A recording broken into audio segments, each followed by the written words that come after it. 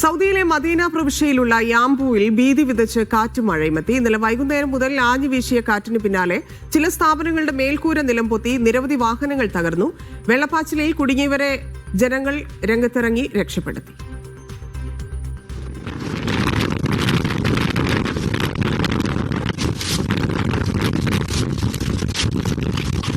പത്തു വർഷത്തിനിടയിൽ വ്യവസായ മേഖലയായ യാംബു കണ്ടത് കൊടുങ്കാറ്റിന് സമാനമായ സ്ഥിതി.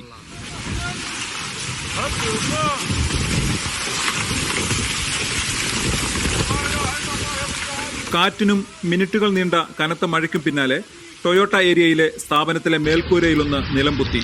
നിരവധി വാഹനങ്ങൾ തകർന്നു.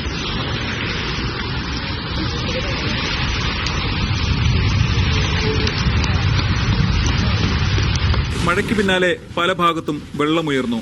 ഇവിടെ ആദ്യമായിട്ടാണ് ഇത്രയും വലിയൊരു മഴ ആദ്യമായിട്ടാണ് ഇവിടെ കാണുന്നത്. ഇത്രയും വലിയൊരു ശക്തമായ മഴ, ഒരുപാട് നാശനഷ്ടങ്ങളും. ഞാൻ നിൽക്കുന്ന ഭാഗത്ത്, ഞാനിവിടെ റോയൽ കമ്മീഷനിലാണ് നിൽക്കുന്നത്. ആ ഭാഗത്ത് യാംബു ടൗണിൽ ഒരുപാട് ആളുകൾക്ക് സ്ഥാപനങ്ങളൊക്കെ നഷ്ടപ്പെട്ടിട്ടുണ്ട്. ഹോട്ടലുകളുടെ ചില്ലുകൾ തകർത്തെത്തിയ കാറ്റിന്റെ ആഘാതം കാണിക്കുന്ന ദൃശ്യങ്ങൾ സോഷ്യൽ മീഡിയകളിൽ പ്രചരിക്കുന്നുണ്ട്.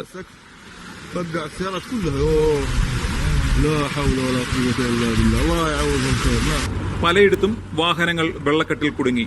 നല്ല കാറ്റും എന്ന് പറഞ്ഞാൽ നല്ല ശക്തമായ കാറ്റും പൊടിയും എല്ലാം ഉണ്ടായിരുന്നു. അതേപോലെ പിന്നെ ഇതിന്റെ റോഡിലൊക്കെയുള്ള മരങ്ങളൊക്കെ മറിഞ്ഞുകൊണ്ട് വാഹനങ്ങളുടെ മേലൊക്കെ മറിഞ്ഞുകൊണ്ട് ഒരുപാട് അപകടങ്ങളൊക്കെ ഉണ്ടായിട്ടുണ്ട്. റോഡിലൊക്കെ നിറയെ വെള്ളമാണ്. അപകടത്തിൽപ്പെട്ടവരെ സിവിൽ ഡിഫൻസും ജനങ്ങളും ചേർന്നാണ് രക്ഷപ്പെടുത്തിയത്. Niyas Yusuf, media 1, Yanbu.